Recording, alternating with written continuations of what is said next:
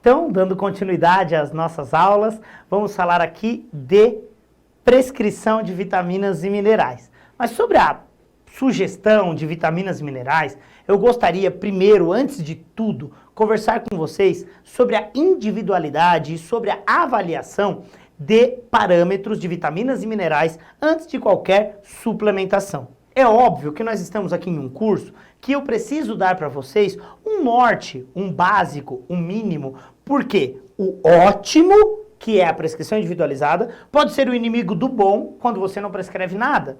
Então, se você não prescrever por medo, é muito pior do que prescrever algo que é básico. Mas é óbvio que o ideal é prescrever o quantitativo individualizado para cada paciente. Logo, então, quando eu fui montar toda essa aula para vocês, que eu fui organizar isso desde lá de 2018, a prescrição de vitaminas e minerais, que eu gosto sempre de trazer isso já nessa aula aqui, eu precisei buscar a ajuda dos universitários. E eu fui buscar essa ajuda com um grande amigo chamado Márcio Souza. Nós temos uma viagem lá de Vitória até São Mateus, quase 3 horas de carro, e eu falei, Márcio, eu preciso montar esse blend bom de vitaminas e minerais para criança, idoso, gestante, adulto.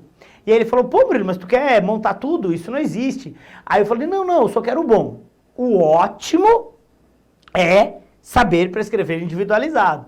E aí então, quando eu pedi pro Márcio, pô, Márcio, me ajuda a montar tudo isso e tal, ele falou, Murilo, não te ajudo, esquece, não vou fazer isso. E aí naquelas 3 horas, a cada 5 minutos eu perguntava uma dose ideal de vitamina e mineral para cada faixa etária. Até o momento que ele encheu o saco e falou, tá bom, eu vou te dar aqui um norte e tu monta aí como é que fica, mas pelo amor de Deus, não vai dizer pros outros que eu que ajudei tu a montar, porque o ideal é fazer individualizado. Então eu queria dizer pra vocês que não foi o Márcio que me ajudou, que não foi ele, na verdade isso aqui é uma grande brincadeira e uma forma também de agradecer ao Márcio pelo fato de ter ajudado, mas queria dizer sinceramente que o ideal mesmo é fazer o curso online do Márcio, que ele tem lá no site da VP, www.vponline.com.br, e você encontra lá um curso de prescrição de vitaminas e minerais bem completo, e o custo é super acessível, é uma aula online, se assiste no seu conforto aí. E aí aqui então fica mais uma propaganda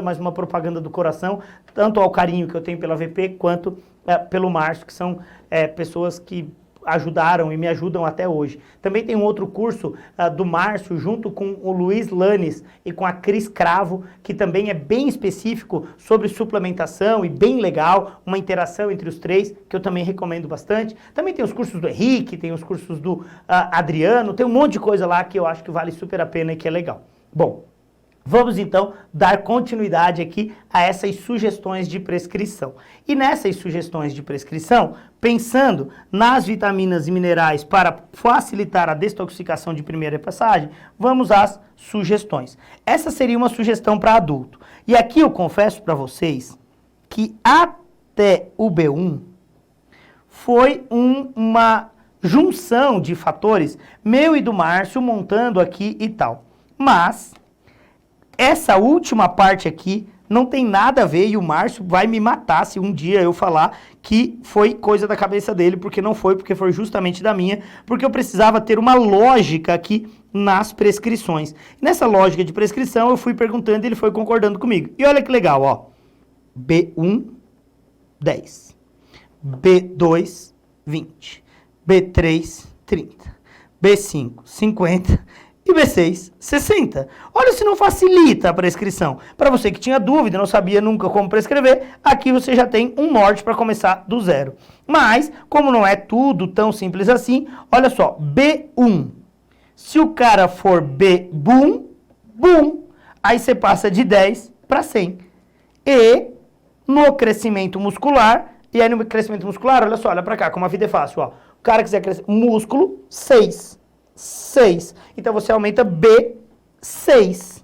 E aí B6 você aumenta para ter ganho de massa muscular. E por um acaso, se tiver queda de cabelo, você fica à vontade na biotina, principalmente se você for médico.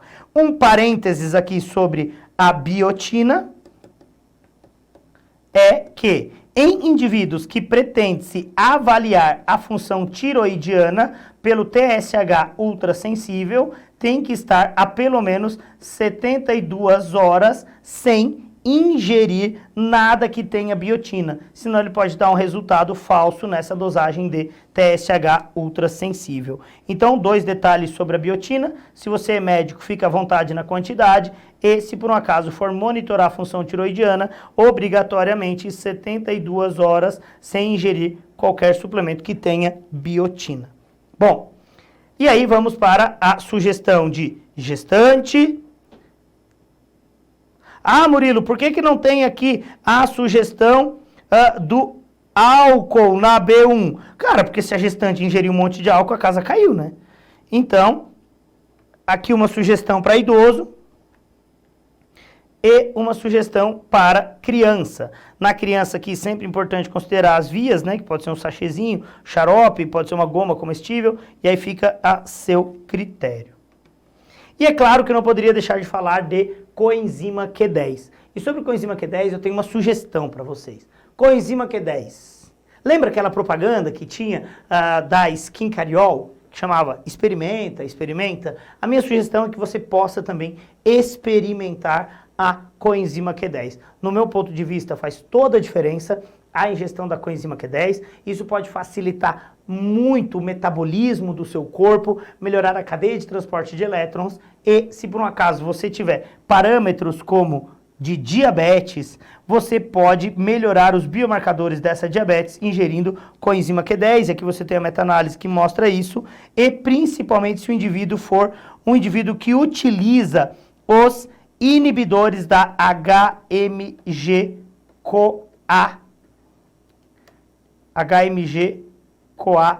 redutase. Se o indivíduo é um indivíduo que ingere os inibidores da HMG-CoA redutase, que são as drogas da classe das estatinas, talvez valha a pena o uso de coenzima Q10. A coenzima Q10 tem como aplicabilidade aqui a redução da miopatia induzida pelos inibidores de HMG-CoA redutase ou as estatinas. A miopatia induzida por estatina. E aí, gente, só por esses 2 motivos já vale a pena usar coenzima Q10. É claro que a coenzima Q10 mais adequada seria uma coenzima Q10 que preferencialmente está em uma cápsula gelatinosa, em um veículo lipossolúvel e que na sua composição tenha vitamina E. Eu particularmente conheço a vitamina que é assim, da Vitafor, porque trabalhei na empresa durante um período de tempo enorme na minha vida e também tenho um carinho muito grande e eles são apoiadores do projeto. Então, assim, gosto muito. Ela tem essa característica, ela está numa cápsula gelatinosa, ela tem um veículo lipossolúvel, tem vitamina E que estabiliza essa molécula e tem uma dose suficiente ali de 100 miligramas e que você pode usar 2 cápsulas por dia num potinho que vem com 60 cápsulas, e isso seria uma dose mensal, usando 2 cápsulas por dia, atingindo um total de 200 miligramas. Ah, Murilo, mas eu quero usar manipulada. Também pode, não tem nenhum problema. Eu tenho que botar minha cabeça no travesseiro e dormir. Se você for usar manipulado, minha sugestão, coloque numa cápsula de baixa permeabilidade ao oxigênio e use como QSP o TCM em pó. Por que usar como TCM em pó? Para aumentar o carreamento e a melhora na biodisponibilidade dessa coenzima Q10. Então, se você fizer manipulada, manipula em TCM em pó, como QSP, e usa doses de 200 miligramas. Essa é uma sugestão de prescrição, ou usa pronta em cápsula gelatinosa com veículo lipossolúvel, adicionado de vitamina E, 2 cápsulas ao dia, se for a CoQ10 da Vitafor. É uma possibilidade. Uma outra possibilidade de uso é usar o filme orodispersível. Esse filme orodispersível poderia colocar na sua composição até 60 miligramas. E aí a forma de uso é aquela forma do filmezinho. Então, você poderia pensar no filme orodispersível, que é esse daqui. Pega lá, pum, e tal. Isso minimiza a ingestão de cápsulas e pode ser interessante do ponto de vista prático para idoso, para criança, pode ser uma via de administração mais interessante para aqueles indivíduos que não gostam de engolir cápsulas. Bom, a dose que cabe na cápsula é de 50 a 60 miligramas, então eu teria que usar pelo menos 3 vezes ao dia para atingir um quantitativo aí de 150 a 180 miligramas. E aí, gente, pensando em tratamento de SIBO, pensando em tratar essa SIBO, nós teríamos que, primeiramente, compreender que o tratamento da SIBO é algo, na grande maioria das vezes, médico. Porque isso já é reconhecido como uma doença. E a terapêutica da SIBO normalmente é feita com o uso de antibióticos. Então, se usa antibiótico de amplo espectro, vai fazer aquele R do remover bactérias. Mas e os efeitos colaterais dos antibióticos? Será que são desejados? E aí, então, se o objetivo for tratar SIBO, o supercrescimento bacteriano no intestino delgado, e aqui, né, as letras, o overgrow, bactéria, small intestino. Então, o supercrescimento bacteriano no intestino delgado, o SIBO, se for tratado com antibióticos, o que fazer? Dar ou não dar probióticos? Na SIBO, não dando antibiótico, pode dar probiótico? Resposta, não. Se tu já tem muito, como é que vai botar mais? Então, a hora é a hora de remover. Aí pode usar o biointestino, pode usar a berberina, pode usar o ômega 3, pode restringir a ingestão alimentar de FODMAPs e de um monte de proteína. Isso talvez seja o mais adequado. Agora, se por um acaso for utilizado antibióticos, nós temos que repensar a vida e os antibióticos. E aí, se nós pensarmos aqui nesta publicação, após o uso de antibióticos, nós temos uma redução do número de micro-organismos em intestino delgado. Já no intestino grosso, nós temos uma alteração de qualidade e não de quantidade. E isso aumenta o aporte energético. E aqui de macronutrientes, aqui já de ácidos graxos. Então nós poderíamos pensar aqui em uma adiposidade mais elevada com o uso de antibióticos. Agora imagina que você vai tratar alguém com SIBO que está com sobrepeso. Talvez não seja desejado por um efeito colateral não desejado aqui. Agora, o que fazer? Talvez uma estratégia e uma proposta seja sobrepor micro-organismos durante o uso do antibiótico. E aí poderíamos pensar em sobrepor com espécies de lactobacillus e bifidobactérias. Você poderia escolher aqui do universo de lactobacillus e do universo de bifidobactérias pelo menos uma de cada. E colocar pelo menos 2,5 bi de cada uma das duas que você escolheu. E utilizar pelo menos de 12 em 12 horas. Você deve estar se perguntando por que ele escolheu pelo menos lacto e bífido e pelo menos um total que vai dar o equivalente a 5 bi. Porque nós temos uma meta-análise de 2017, que os autores avaliaram o uso de probióticos e esse uso de probióticos foi favorável para diminuir a diarreia associada à antibiótico terapia. E quando eles avaliam os estudos com lacto e bífido, eles chegam a uma conclusão que a dose, resposta e o quantitativo necessário é de 5 bilhões. Então, durante a antibiótico terapia, talvez valha a pena, pelo menos 5 bilhões. Só que, se for usar antibióticos, que, por favor, seja considerado as toxicidades, as fluoroquinolonas, que são uma classe de antibióticos que pode gerar danos e efeitos colaterais não desejados, que são as classes de medicamentos de amplo espectro, que são aquelas que inibem a DNA-girase. E essa inibição da DNA-girase talvez seja um dos grandes problemas no efeito sistêmico e que venha a causar dano mitocondrial e que venha a causar fadiga, cansaço e até mesmo ruptura de tendão nas pessoas que usam essas classes de medicamento. Hoje, nós já temos documento da Agência Europeia de Medicamentos desorientando o uso disso, principalmente o uso profilático. Já tem documento brasileiro da Anvisa, já tem nota, inclusive, das empresas que fabricam os antibióticos. Então, muito cuidado com o uso de cipro ou de antibióticos de amplo espectro para tratar a SIBO, quando nós poderíamos fazer isso com estratégias mais saudáveis.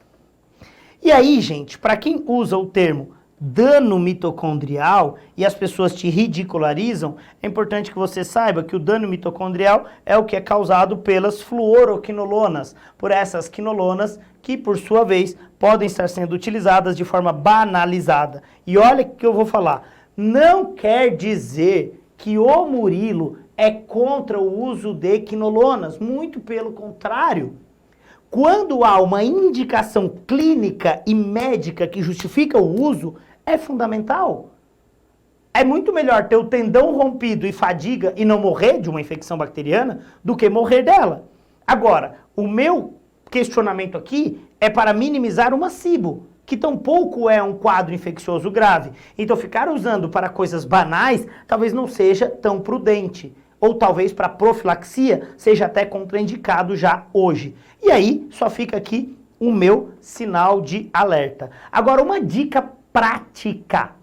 Se for para pensar em usar probióticos em antibiótico terapia, tem que parar o uso do probiótico quando para o uso do antibiótico, para que você retome a ter uma diversidade microbiana mais rápido e não induza somente os micro-organismos que teoricamente você está ingerindo e que podem competir com outros e minimizar a sobrevivência de outros. Então, a minha sugestão é que você possa utilizar durante a antibiótico terapia para minimizar a diarreia associada à antibiótico terapia e, quando para o probiótico, para o antibiótico pelo bom senso, para voltar a ter diversidade microbiana. E aí pode voltar a usar antibiótico quando, pode voltar a usar probióticos quando julgar necessário, pelo menos 4 semanas depois de ter parado de utilizar, porque a diversidade microbiana já retomou, principalmente se você fizer ingestão de alimentos mais saudáveis. Bom, e agora começamos a pensar em aplicabilidades específicas. E agora vamos falar de SOP, Síndrome de Ovário Policístico. Será que vale a pena mudar estilo de vida? Sim. Dieta rica em açúcar, dieta rica em gordura, pobre em fibras, aumenta a permeabilidade ou leaky gut. Esse leaky gut ao LPS gera resistência à insulina gera acne, resistência à insulina gera SOP. E isso pode ser uma das causas de acne ou síndrome do ovário policístico, a permeabilidade intestinal. Esse artigo mostra que probióticos, pré-bióticos podem ser fundamentais para diminuir essa permeabilidade ao LPS e isso favorecerá a produção de GLP-1, glucagon-like peptídeo, e isso consequentemente equilibrará a função ovariana. Só que você deve estar pensando assim, meu Deus, esse cara está explicando isso com um paper de uma revista chamada de Hipóteses Médicas. E eu queria te dizer que não é só da hipótese médica. A hipótese médica gera uma hipótese. E dessa hipótese nós temos um questionamento. E do questionamento começam a surgir estudos randomizados controlados. E aí então, depois da hipótese médica em 2012, nós temos um estudo randomizado controlado com probióticos para diminuir os biomarcadores de síndrome do ovário policístico. E o que é mais legal, esse artigo é de um paper de fertilidade e aqui nós estamos falando de suplemento probiótico para diminuir os marcadores de SOP, síndrome do ovário policístico. E aqui nós temos os dados desta publicação, onde os autores utilizam um blend de 3 cepas por 12 semanas e tem redução dos marcadores de síndrome do ovário policístico. Aqui, então, eu trago a sugestão de prescrição para síndrome do ovário policístico, o que é sugerido no paper, que é 2 bilhões de acidófilos, 2 bilhões de casei e 2 bilhões de bifidobactério bifidum. Essa seria a sugestão de prescrição, manipular 30 doses e utilizar por pelo menos 12 semanas antes de avaliar a melhora. E é claro que eu não deixaria de citar numa aula como essa o Dr. Mário Saad, Dr. Mário Saad é uma das grandes referências brasileiras no que se refere ao microbioma, é um pesquisador titular da Unicamp, médico endocrinologista e talvez então uma das maiores referências, e sempre que eu saio do país, que eu vou fazer alguma palestra fora do país, que eu acredito que esse ano não vai ser tão cedo, eu vou sair para a Europa principalmente, até porque as aulas estão canceladas e todas essas aulas que eu estou gravando aqui para o curso de modulação intestinal também serão disponibilizadas para os alunos da formação internacional promovida pela NutriScience, do meu grande amigo Pedro Bastos, coordenado pela Carla lá também. E aí quero aqui também estender o meu abraço a todos vocês e a minha solidariedade com toda essa contenção aí na Europa, que é infinitamente mais preocupante do que nós estamos vivendo aqui no país, mas quero dizer também que esse material todo ficará disponível para eles, porque eu tinha uma aula programada agora para abril e isso não vai acontecer, então disponibilizarei também todas essas aulas aqui para eles, que é onde eu trabalho a modulação intestinal dentro da formação da NutriScience. E sempre que eu saio do país eu trago e mostro esse paper, que é um paper do Dr. Mário Saad, que para mim resume a relação de resistência à insulina, inflamação subclínica e a microbiota intestinal. E aí neste paper nós temos aqui o LPS, a maior permeabilidade ao LPS, a redução das tight junctions, menos peptídeo YY, menos glucagon-like peptídeo, gerando inflamação de hipotálamo, inflamação de tecido adiposo, inflamação de músculo e inflamação de fígado. E quando a gente pensa em inflamação do tecido adiposo, isso é terrível. E agora imagina que nós pudéssemos pensar em reduzir o processo inflamatório de tecido adiposo.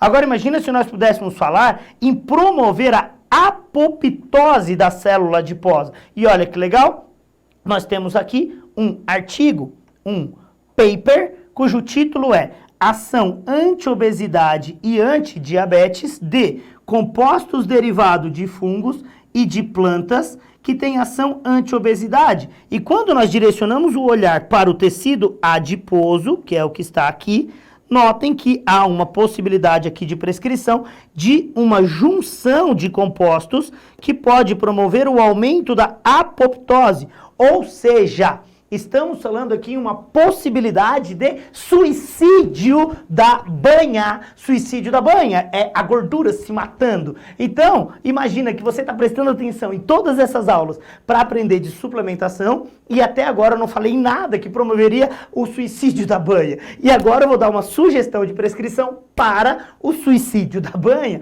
a apoptose do tecido adiposo. E aí tem gente pensando, meu Deus, agora é o que eu tenho que anotar. Esquece todos os outros, eu não quero saber de imunidade intestinal, nem de SIBO, nem de melhorar a função de tight junction, eu quero é o suicídio da banha. Então, para acalmar os corações, está aí. Essa é uma sugestão. Epigalocatequina 3-galato, 200 mg, genisteína 50 mg, resveratrol 50 mg, curcumina 200 mg e com piperina para melhorar a biodisponibilidade dessa curcumina. Se por um acaso você utilizar a cúrcuma em alimentação ou fora disso, se você utilizar uma curcumina como alimento que você pode ter acesso muito simples e mais fácil hoje, talvez até da agricultura familiar, orgânica e utilizá-la, você não precisa colocar nessa formulação e aí você fica com epigalocatequina 3-galato, genisteína e resveratrol, usando por 12 semanas. Melhor horário é tomar. E aí, vamos a um último momento do nosso curso, que é falar sobre probióticos e o guideline da Organização Mundial de Gastroenterologia, e para isso conversaremos no nosso próximo vídeo.